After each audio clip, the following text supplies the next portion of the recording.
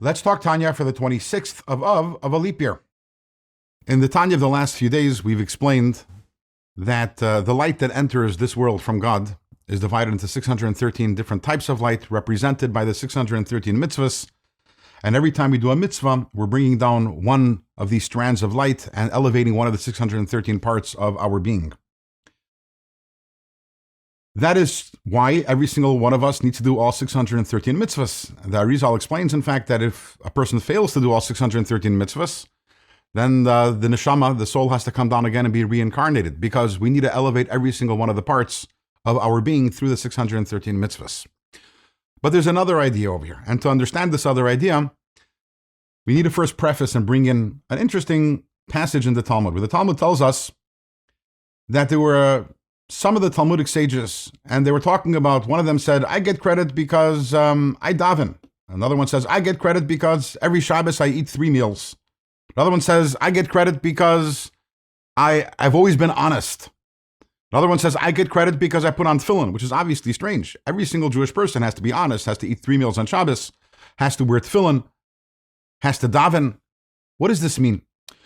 But at the very end of this piece of the Talmud, we have something which sheds light on this. There was one sage of the Talmud turns to another and says, Avuch b'mai havi zohir tvei, which means, tell me, your father, what was he most particularly meticulous? Which mitzvah was he most careful about?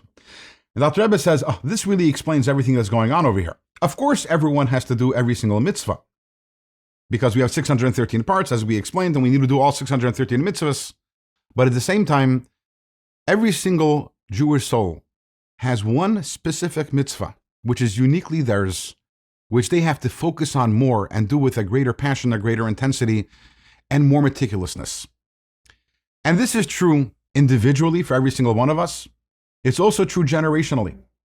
It's not as if every single generation just does all the mitzvahs. Every single generation has one mitzvah, which is their unique calling and which they have to place on more emphasis more than any other mitzvah.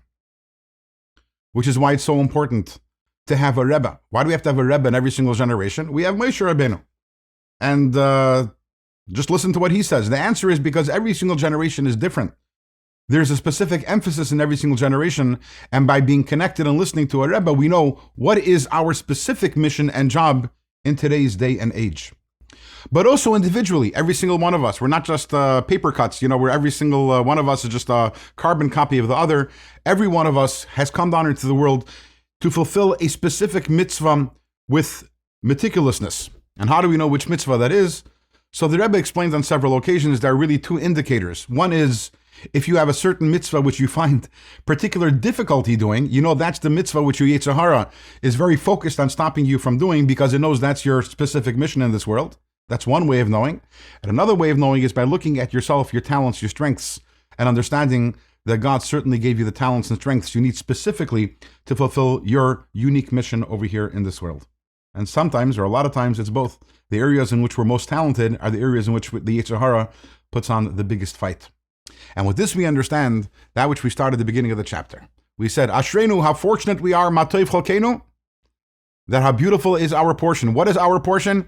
My unique portion as an individual. I'm so happy that I have my specialty, my mitzvah. Umanoim gerolenu, how sweet is our lot. Our lot is like a lottery. Just like the one who wins a lottery, there is no logic behind why person A wins the lottery as opposed to person B. Why is it that I have this mitzvah and you have another mitzvah? That's a lottery. But we're so thankful to Hashem for that portion that we have, which is like a lottery that we won. And when we're saying this in the morning, we're obviously committing and focusing on finding that mission, finding that unique mitzvah, and making sure that we put the proper emphasis on that. With this, we have finished this letter. Tomorrow, we start another letter, and the topic is, you might have guessed, is tzedakah.